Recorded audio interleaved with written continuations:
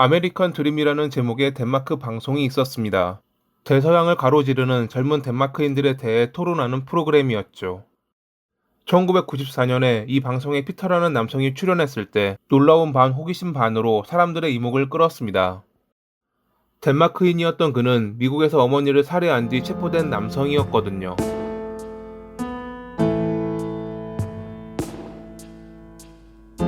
1972년에 덴마크의 한 가정에서 외동아들로 태어난 피터는 어렸을 때 알코올 중독자인 어머니의 괴롭힘으로 힘든 시절을 보냈습니다. 아버지가 직접 지은 집에서 살았지만 병환으로 인해 일을 그만두어 재정적으로 어려워져 집이 압류되자 그들 가족은 좀 더 나은 삶, 아메리칸 드림을 꿈꾸며 1980년에 미국으로 이주했습니다. 하지만 그들의 삶은 나아지지 않았고 부모님은 매일 싸웠으며 이러한 영향 때문인지 피터 역시 학교에서 폭력적인 모습을 보였습니다.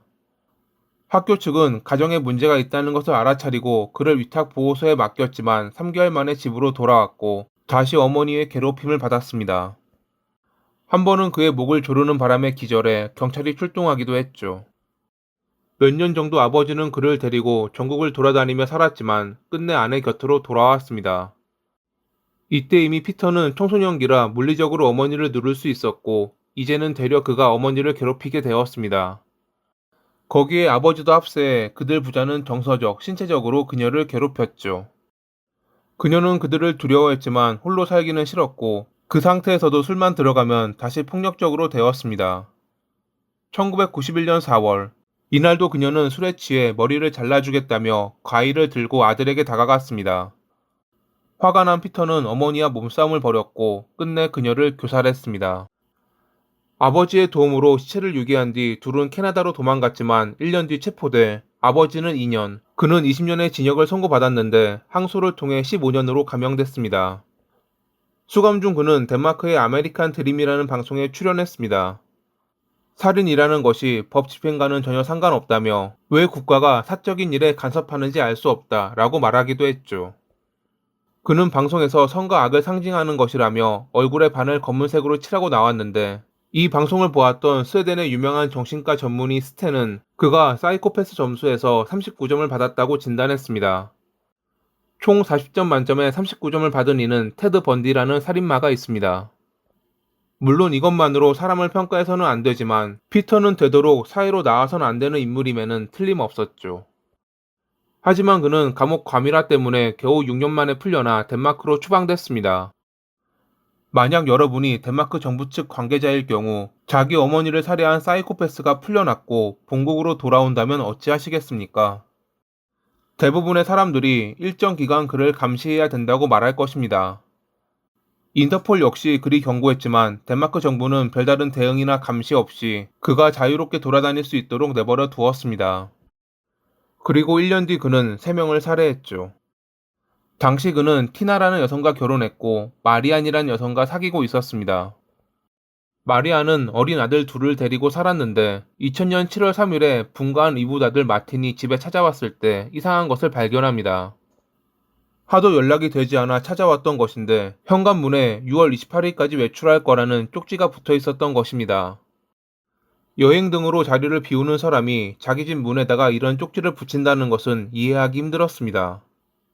이는 마치 도둑에게 집이 비었다고 광고하는 꼴이었으니깐요.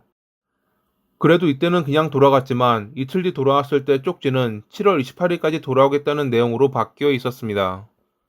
마틴은 이상하다고 생각하며 경찰을 대동해 문을 억지로 열고 들어갔습니다. 뭔가 어수선한 방, 코를 찌르는 화학약품 냄새, 누군가 무엇을 지우려 했지만 아직 완전하지 않았던 느낌의 집이었습니다.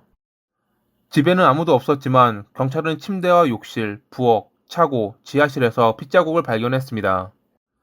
이제 이 사건은 실종이 아니라 살인사건으로 전환됐죠. 마리안의 마지막 행적은 2달 전 아들의 학교에서 열린 파티에 참석했던 것인데 당시 그녀는 덴마크어를 미국 억양으로 말하는 남성과 말다툼을 벌였다고 합니다. 그 남성이 피터라고 밝혀지기까지는 그리 오래 걸리지 않았습니다. 경찰은 그가 그녀의 실종, 아니 살인에 관련됐을 것이라 여겨 신문했는데 당연히 처음에 그는 범행을 부인했습니다. 마리안이 아들 2명을 데리고 휴가를 간다 했고 자기는 그들이 없는 동안 그녀의 집을 페인트 칠해주기로 했다며 말이죠. 마치 자기의 흔적이 그녀의 집에서 나오는 것이 당연하다는 느낌의 주장이었습니다. 하지만 경찰이 그의 집에서 발견한 마리안의 장신구를 비롯해 그녀의 여권에 대해 물어보자 그는 입을 다물었습니다. 그리고 얼마 뒤 그의 집에서 피가 묻은 도끼가 발견되자 그는 체념한 듯 그날 있었던 일에 대해 설명했습니다. 그의 말에 따르면 그녀의 집에 방문했을 때 두 아들을 살해하고 서 있는 마리안을 발견했다고 합니다. 당시 그녀는 약에 취해 제정신이 아니었고 자기를 보자마자 공격하기에 반격했더니 그대로 사망. 전과 때문에 경찰이 자신을 믿지 않을 것이라 생각한 그는 현장을 정리했고 비닐봉지에 그들을 나눠 담은 뒤 쓰레기통에 버렸다는 것이 그의 주장이었습니다. 원래는 그녀의 집을 완전히 정리해 흔적을 지우려고 했는데 아내가 부르는 바람에 집으로 돌아가야 했고 다른 사람이 의심하지 못하도록 자리를 비운다는 쪽지를 문에 붙여두고 두 번을 오가며 정리한다고 했지만 그 사이 연락이 되지 않는 것을 이상하게 여긴 마틴의 신고로 인해 사건이 수면 위로 드러난 것입니다. 하지만 경찰은 그의 말에서 하나 모순된 점을 발견했습니다.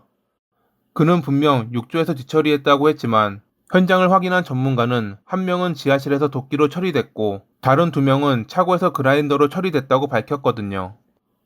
실제로 지하실 바닥에는 도끼로 인한 100개가 넘는 자국이 나 있었고 차고에 있는 앵글 그라인더에선 인체 조직이 발견됐습니다.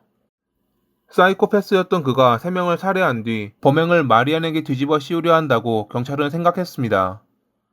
경찰은 앞선 증거들을 지적하며 신문했고 결국 그는 3개월 뒤 자신이 그들을 모두 살해했다고 자백했습니다.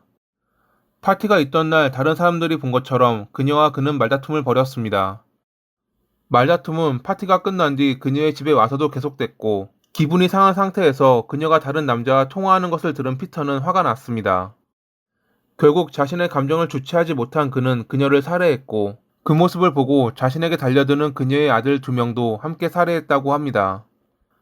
피터는 그들의 죽음이 순식간에 일어났다며 범행이 잔인하지 않았다고 주장했습니다.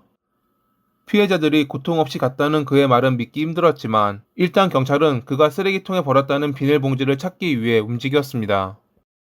하지만 이미 시간이 꽤 흐른 뒤라 만톤의 폐기물을 조사했지만 끝내 발견할 수 없었죠. 2001년 3월 5일에 열린 재판에서 그는 고의로 그런 것이 아니라며 과실치사를 주장했지만 배심원단은 믿지 않았습니다. 열흘간의 법정 심리 끝에 그는 만장일치로 유죄 판결을 받았고 3명의 판사로 이뤄진 재판부 역시 만장일치로 그에게 종신형을 선고했습니다. 이번에 그의 아버지는 관여되지 않은 것으로 보였지만 후에 마리안의 물건을 몇 개 훔친 것이 들통나 징역 4개월을 선고받았다고 합니다. 수감 중 피터는 동료 수감자들의 폭행에 코가 부러지는 등 상처를 입었지만 피해자들이 겪었던 것에 비하면 별거 아닌 고통일 것입니다. 덴마크 정부가 그를 위험 인물로 판단해 감시했다면 두 번째 범행은 일어나지 않았을 가능성도 있었기에 더 안타까웠던 사건. 나쁜 사람은 변하기 쉽지 않다는 것을 다시 한번 느끼며 이만 마칩니다. 오늘도 봐주셔서 감사합니다.